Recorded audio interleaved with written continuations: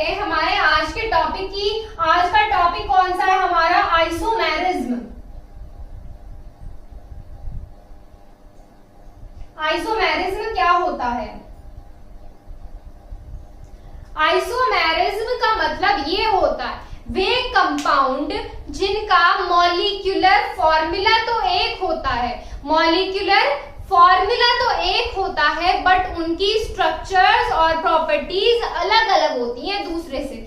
मतलब दो कंपाउंड लिए हमने, मान लीजिए ये दो पेन है, ये तो हमारे ऐसा कंपाउंड ले लिए, इनका मॉलिक्यूलर फॉर्मूला तो एक है, बने तो दोनों एक ही तरीके से, पर इनकी स्ट्रक्चर किस तरीके से? देखिए स्ट्रक्चर ये कैसा है, ब्लैक है, ब्लैक के लिए अलग इंक है और ब्लू के लिए अलग इंक है। तो इस तरीके से इनके मॉलिक्यूलर फॉर्मूला तो एक होते हैं, बनाने का तरीका तो एक है, लेकिन क्या अलग है? स्ट्रक्चर अलग है और उनकी प्रॉपर्टीज अलग है। वे कंपाउंड जिनके मॉलिक्यूलर फॉर्मूला एक होते हैं बट स्ट्रक्चर और उनकी प्रॉपर्टीज डिफरेंट होती है, उनको हम क्या बोलते हैं? उन कंपाउंड्स को हम आइसोमर्स बोलते हैं। और ये जो प्रोसेस होता है इसको हम क्या बोलते हैं? आइसोमेरिज्म बोलते हैं। वही क्या होता है हमारा? आइसोमेरिज्म। जो कंपाउंड के मॉलिक्यूलर फॉर्मूला सेम होंगे पर डिफरेंट स्ट्रक्चर और प्रॉपर्टीज होंगे, आइसोमर्स कहलाएंगे, और ये प्रोसेस आइसोमेरिज्म कहलाएगा। तो ये चीज क्लियर हो गई। आइसोमेरिज्म क्या होती है यही नोट कीजिए आप इसको।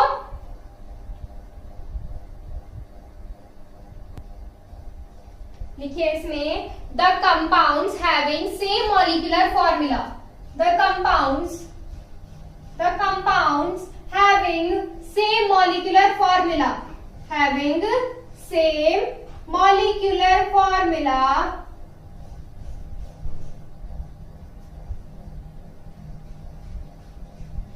मॉलिक्यूलर फॉर्मूला तो सेम होगा बट डिफरेंट क्या होगा? बट डिफरेंट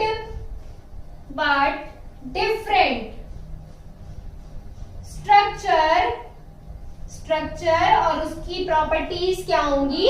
डिफरेंट होंगी। But structure as well as properties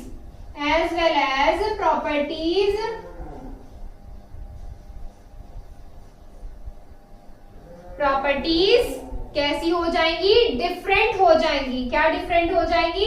but different structure as well as properties are known as isomers. ऐसे कंपाउंड्स को क्या बोलते हैं हम? Isomers are known as isomers. क्या बोलेंगे?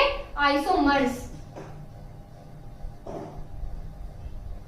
और ये प्रोसेस क्या कहलाता है? ये प्रोसेस हमारा कहलाता है isomerism, and this process is known as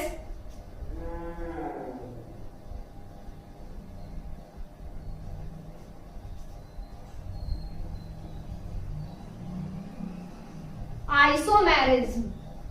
क्या कहलाएगा ये प्रोसेस? आइसोमेरिज्म। तो ये क्या होती है हमारी? आइसोमेरिज्म होती है। अब मैं आपको बताती हूँ आइसोमेरिज्म किस किस तरीके से हो सकती है, कैसे कैसे हो सकती है।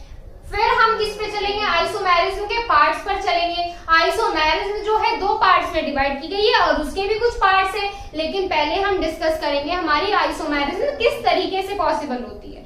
जो आइसोमेरिज्म का जो कैरेक्टरिस्टिक है, आइसोमेरिज्म उन कंपाउंड्स में पॉसिबल होती है, कैसे में? जिनमें कोवलेंट बॉन्ड होता है। मतलब कोवलेंट कंपाउंड्स में हमारी आइसोमेरिज्म पॉसिबल होती है।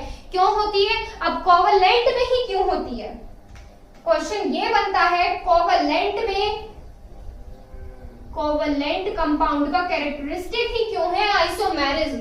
जो कोवलेंट बॉन्ड होता है ये वीक बॉन्ड होता है बाकी बॉन्डिंग की कंपैरिजन में। ये कैसा है? कोवलेंट कैसा होता है? वीक होता है। जब ये वीक बॉन्ड होगा तो इसमें हम कोई भी एटम और ग्रुप, कोवलेंट जो कंपाउंड हो गया,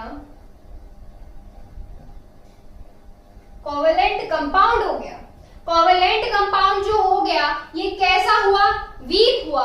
वीक किसमें हुई? बॉन्डिंग इसमें कैसी होती है? वीक होती है, क्योंकि कोवलेंट बॉन्ड कैसा होता है? एक वीक बॉन्ड होता है। जब ये वीक बॉन्ड होगा तो हम उस कंपाउंड के किसी भी एटम और पोजीशन से हटा के दूसरी पोजीशन पर रख सकते हैं। जब उसे दूसरी पोजीशन पर रख सकते हैं तो आइसोमेरिज्म क्या हो जाएगा, उसका आइसोमेरिज्म शो करेगा। वो कैसे शो करेगा वो हम देखेंगे एग्जांपल्स में कि जो हमारे कंपाउंड्स होते हैं आइसोमेरिज्म किस तरीके से रिप्रेजेंट करते हैं। फिलहाल ये देखिए, बॉन्डिंग पर देखिए, कोवेलेंट बॉन्ड, कोवेलेंट कंपाउंड्स जो होते हैं आइसोमेरिज्म के कैरेक्टरिस्टिक होते हैं, क्योंकि ये वीक बॉन्ड होते हैं। वीक बॉन्ड होने की वजह से कोई भी एटम और ग्रुप उसकी पोजीशन से हटाकर दूसरी पोजीशन पर रखा जा सकता है। इसी के जस्ट अपोजिट ले लीजिए आयनिक, जो हमारे आयनिक कंपाउंड्स होते हैं, आयनिक कंपाउंड्स होते हैं, इनमें आइसोमेरिज्म इनका कैरेक्टरिस्टिक नहीं होता है। आइसोमेरिज्म इनका कैरेक्टरिस्टिक नहीं होता है। क्यों नहीं होता है? सिंपल सी बात है, आयनिक बॉन्ड कैसा होता है, स्ट्रॉन्ग बॉन्ड होता है। कैसा होता है आयनिक बॉन्ड, कैसा होता है, स्ट्रॉन्ग होता है। जब ये स्ट्रॉन्ग बॉन्ड होगा, इसमें बॉन्डिंग कैसी होगी, स्ट्रॉन्ग होगी, तो इसके एटम्स को निकालना, एटम या ग्रुप को निकालना क्या हो जाएगा, पॉसिबल नहीं होगा। उसकी पोजीशन से हम इजीली हटा नहीं पाएंगे। मान लीजिए ये कैसा है, ये हमारा कोवेलेंट बॉन्ड है, कोवेलेंट बॉन्डिंग हो रही है इस मार्कर में, तो हम क्या कर सकते हैं, कोई भी हमारा ये ग्रुप निकालना है, हमने इजीली निकाला और उसकी दूसरी पोजीशन पर ले जाकर रख दिया, इजीली निकल गया, तो ये क्या हो गया हमारा कोवेलेंट बॉन्ड। इसी के जस्ट अपोजिट ले लीजिए हमारा आयनिक बॉन्ड। आयनिक कंपाउंड है ये पूरा, आयनिक कंपाउंड है। कैसा आयनिक बॉन्ड है इसमें, कैसा होता है, स्ट्रॉन्ग बॉन्ड। तो हम इसके किसी भी एटम को इजीली नहीं निकाल सकते। देखिए हमें निकालने के लिए क्या करना पड़ रहा है, फोर्स लगाना पड़ रहा है। तो हम इसके किसी भी एटम को या ग्रुप को निकालकर दूसरी जगह रिप्लेस नहीं कर सकते। तो ये क्या होता है, हमारा आयनिक कंपाउंड होता है। अब बात करते हैं इनके बीच की।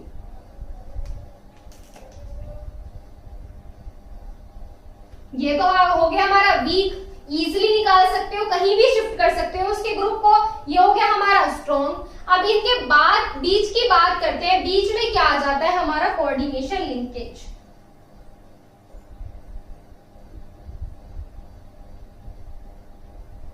कोऑर्डिनेशन लिंकेज ये आ जाता है इसमें हमारा, इनके बीच में। इसका मतलब क्या हुआ, कोऑर्डिनेट लिंकेज का मतलब हमारा क्या हुआ, कोऑर्डिनेट लिंकेज का मतलब ये हुआ, ये हमारा कोवेलेंट कंपाउंड्स और आयनिक कंपाउंड्स के बीच का है।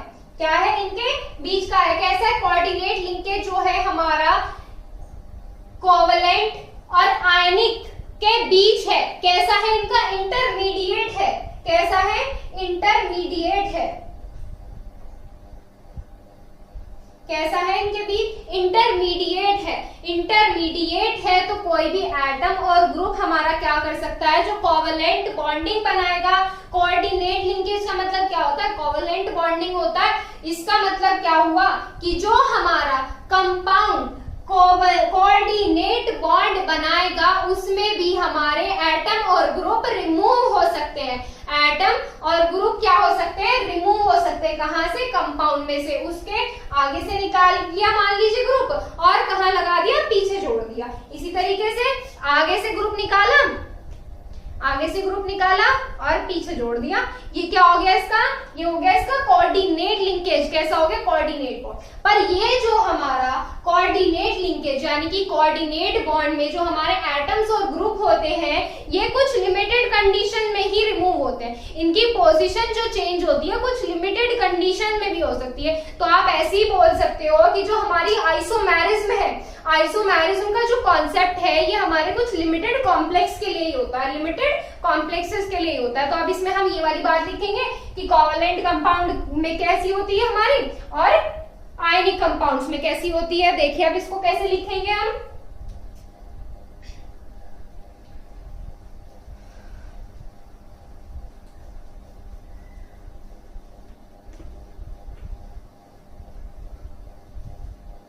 इसमें आगे लिखिए, क्या लिखेंगे, isomerism is a characteristic of covalent compounds. Isomerism, isomerism is a characteristic of, isomerism is a characteristic of characteristic of covalent compounds is a characteristic of covalent compound. Covalent compound.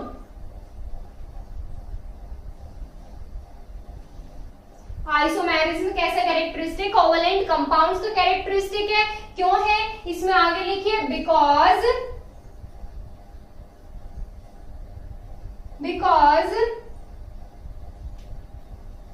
क्यों है, अभी बताया आपको ये कैसा है, वीक बॉन्ड है, because it is a weaker bond in comparison to, it is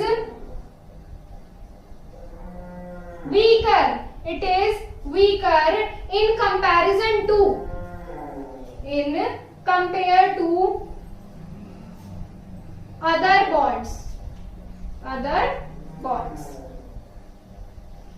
कैसा है ये, वीक बॉन्ड है बाकी के कंपैरिजन में, तो इसमें क्या होगा, सो एनी एटम और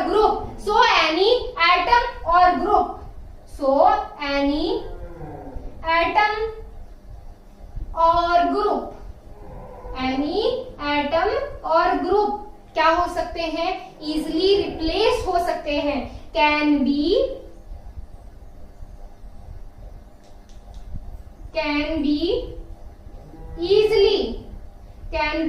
easily replaced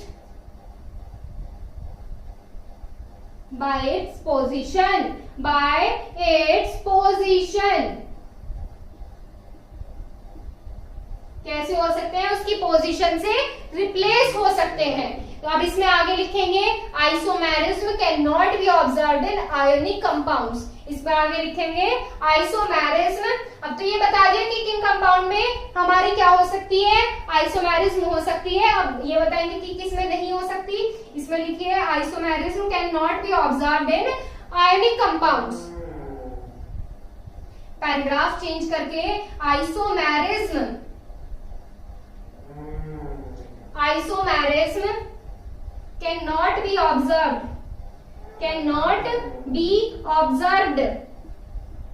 cannot be observed in ionic compounds।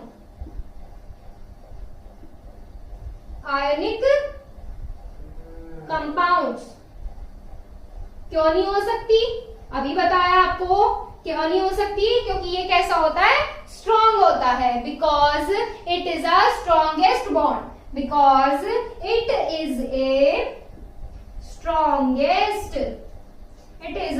Strongest bond, सबसे ज्यादा मजबूत होता है ये, स्ट्रॉन्गेस्ट बॉन्ड है,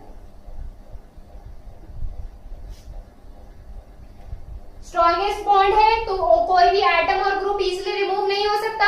सो any atom or group attached by ionic bond cannot be replaced, because any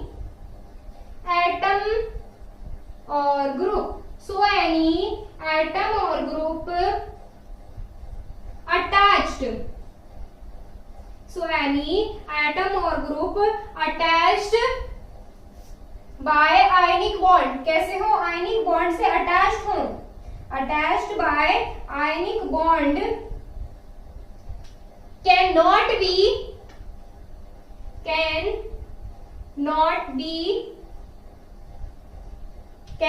be replaced from its position,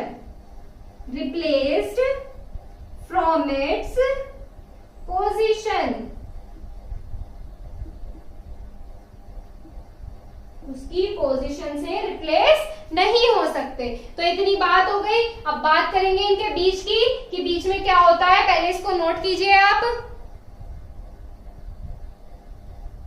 screenshot ले लीजिए, या साथ साथ नोट कर रहे हैं तो और भी अच्छी बात है। अब बात करते हैं इंटरमीडिएट की। इंटरमीडिएट क्या होता है, कोऑर्डिनेट लिंकेज जो होती है इंटरमीडिएट का काम करती है। किसके बीच में इंटरमीडिएट का काम करती है, हमारे कोवलेंट और आयनिक कंपाउंड्स के बीच में। तो देखिए कोऑर्डिनेट लिंकेज इज इंटरमीडिएट। आगे लिखिए, इसमें इसी के बाद लिखना है coordinate linkage. Coordinate linkage is a intermediate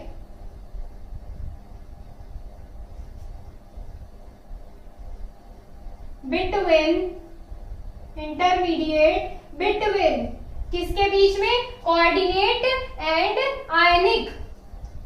coordinate नहीं, कोवलेंट और आयनिक।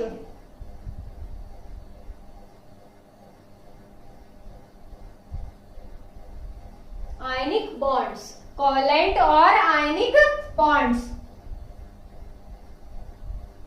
अब इसमें क्या लिखेंगे? So an atom or group, so an atom or group bonded by coordinate bond, so an atom or group bonded by coordinate bond can be replaced from its position. तो लिखिए इसमें, so any atom or group, any atom or group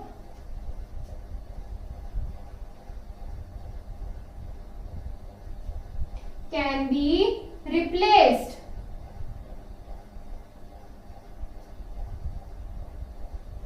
from its position. कहां से replace हो सकता है? उसकी position से, फ्रॉम इट्स पोजीशन। अब इसमें आगे क्या लिखेंगे? But it is limited, but it is in limited condition. क्या लिमिटेड कंडीशन में होगा? कोऑर्डिनेट बॉन्ड में, कोऑर्डिनेट बॉन्ड जो बनाएंगे हमारे, वो उसमें एटम और ग्रुप जो रिप्लेस होगा वो हमारी लिमिटेड कंडीशन में होगा। तो इसमें ये हो गया, सो एनी एटम और ग्रुप, इस तरीके से लिखिए, bonded by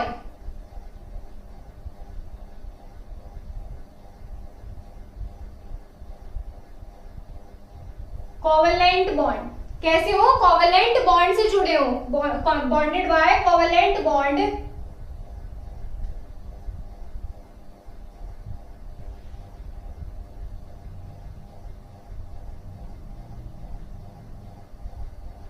can be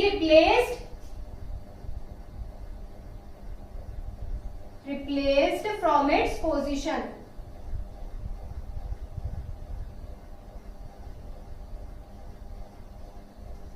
from its position। Coordinate bond का भी जिक्र हो गया इसमें। अब इसमें आगे क्या लिखेंगे कि ये हमारा क्या होता है? लिमिटेड कंडीशन में होता है। लिखिए इसमें आगे, but in limited condition, but in limited condition.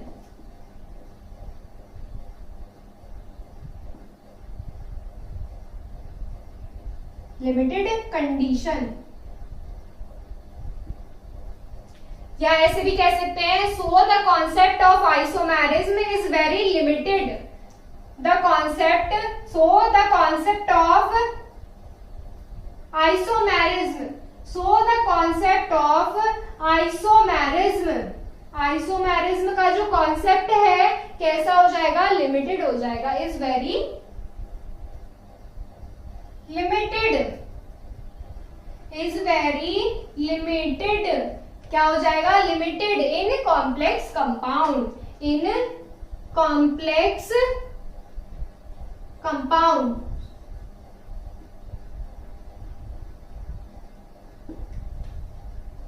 इसको नोट कीजिए आप। देखिए अब इसके बाद आते हैं आइसोमेरिज्म के टाइप। आइसोमेरिज्म जो होती है हमारी दो पार्ट्स में डिवाइड की गई है। एक तो है हमारी स्ट्रक्चरल आइसोमेरिज्म और दूसरी होती है हमारी स्टीरियो आइसोमेरिज्म। जो स्ट्रक्चरल आइसोमेरिज्म है ये भी हमारी कुछ पार्ट्स में डिवाइड की गई है, और जबकि हमारी जो स्टीरियो आइसोमेरिज्म में ये भी कुछ पार्ट में डिवाइड की गई है। स्ट्रक्चर आइसोमेरिज्म जो होती है हमारी 2D आइसोमेरिज्म बोल सकते हैं इसको, और जो स्टीरियो होती है उसे 3D बोल सकते हैं। तो ये कितने पार्ट्स में डिवाइड की गई है, कौन कौन से पार्ट्स में, इनका डिस्कशन हम करेंगे कल। आज के लिए बस इतना ही, कल इसमें पढ़ेंगे टाइप्स ऑफ आइसोमेरिज्म। तब तक आप इसको कीजिए, और अगर आपको IUPAC में अभी कोई भी डाउट है तो आप क्लियर कर सकते हैं। आइसोमेरिज्म और IUPAC दोनों टॉपिक बहुत ज्यादा इंपॉर्टेंट है और काफी लेंथी भी है। तो चलिए मिलते हैं कल, तब तक के लिए बने रहिए। Thank you so much.